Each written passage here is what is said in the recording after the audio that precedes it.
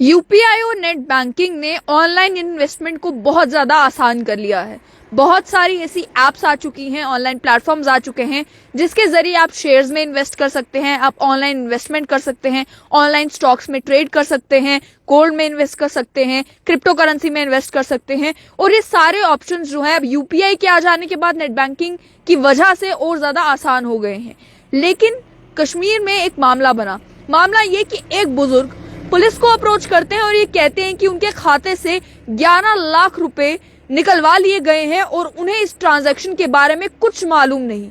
उन्हें नहीं मालूम कि ये 11 लाख रुपए किसने निकलवाए, कैसे निकलवाए और ये 11 लाख रुपए गए तो गए कहाँ।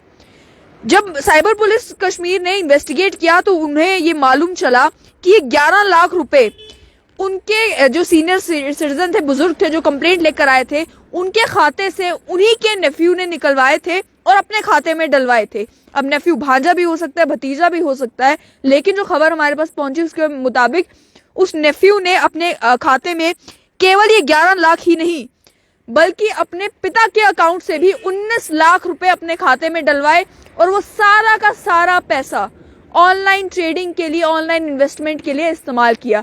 लेकिन वो जिस प्लेटफॉर्म का इस्तेमाल कर रहे थे, जिसके जरिए वो ऑनलाइन ट्रेडिंग कर रहे थे, वो प्लेटफॉर्म फेक था, जिसके नतीजे में पूरे परिवार को 30 लाख रुपए नुकसान झेलना पड़ सकता था अगर cyber police Kashmir timely investigate नहीं करती।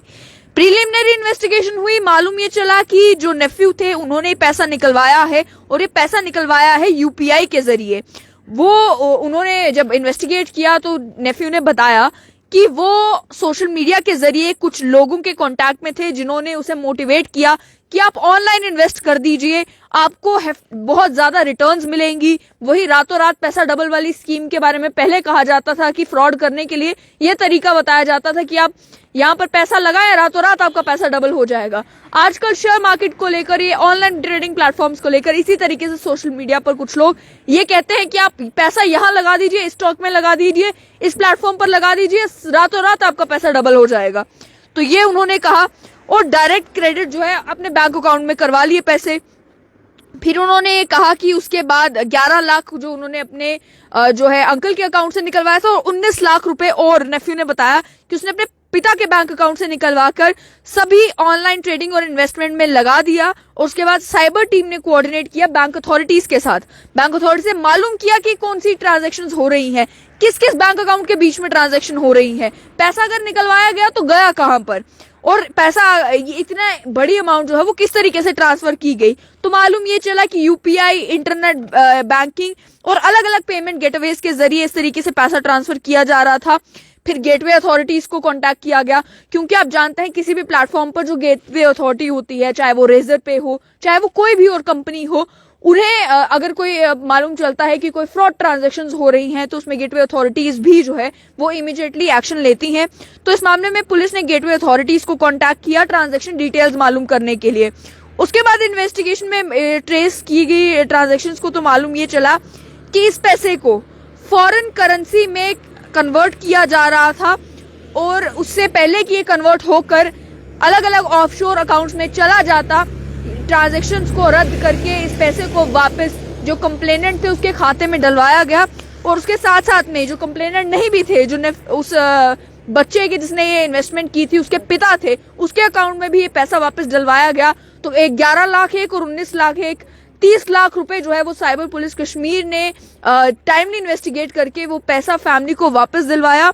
और हालांकि साइबर पुलिस रिपीटेडली अलग अलग अवेयरनेस ड्राइव्स करती है जिसमें लोगों को ये बताया जाता है कि वो अपनी ओटीपी किसी के साथ शेयर ना करें, प्लेटफॉर्म जो है वो ट्रस्टवर्दी प्लेटफॉर्म चुने वो कोई भी ऑनलाइन ट्रांजैक्शन करने के लिए। और इसी तरीके का मामला जो है वो इससे पहले भी जनवरी के महीने में बन चुका है, जिसमें इसी तरीके से 7 लाख रुपए एक परिवार को वापस दिलवाए गए थे, जब इसी तरीके से ऑनलाइन फ्रॉड का एक मामला था।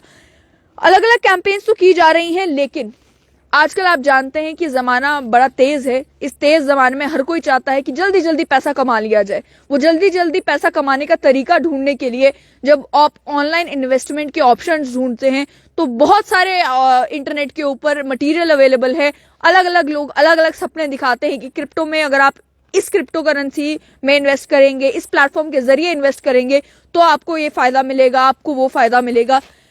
इन्वेस्टमेंट एक गुड ऑप्शन है, लेकिन ट्रस्ट वर्दीनेस प्लेटफॉर्म की बहुत ज्यादा जरूरी है। सोशल मीडिया पर किसी के बहकावे में आकर आप कहीं पर भी इन्वेस्टमेंट करना शुरू कर देंगे, इसमें कोई अकलमंदी नहीं है। और जहां पर पैसे की भी बात आती है, परिवार के किसी शख्स को बिना बताए उनके खातों से पैसा निकलवा लेना, उस पैसे को इन्वेस्ट करना और ये सोचना कि जब पैसे बढ़ जाएंगे तो फिर मैं उन्हें बताऊंगा कि देखिए मैंने आपका पैसा रातों रात डबल कर दिया।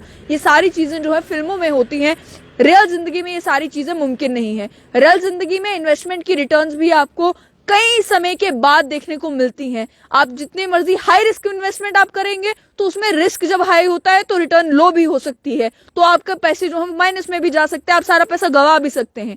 तो ये इन्वेस्टमेंट में एक रिस्क आपको लेकर चलना होता है। जिस तरीके से इस मामले में बताया गया कि सोशल मीडिया पे कुछ लोग मोटिवेट कर रहे थे उस बच्चे को कि आप इन्वेस्ट करें, आप क्रिप्टो में इन्वेस्ट करें, आप इसमें इन्वेस्ट करें, आप ऑनलाइन ट्रेडिंग करें, इस प्लेटफॉर्म के जरिए ट्रेडिंग करें।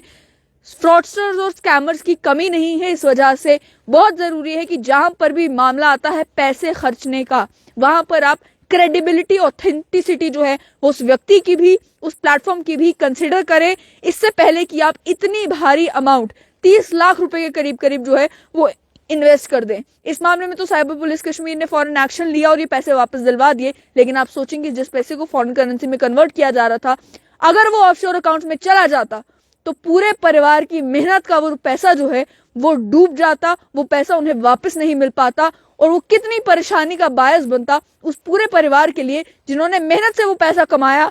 और एक बच्चे के सपने को लेकर कि रातों रात पैसा बढ़ जाएगा, इसके चलते वो सारा पैसा जो है वो गंवाना पड़ जाता।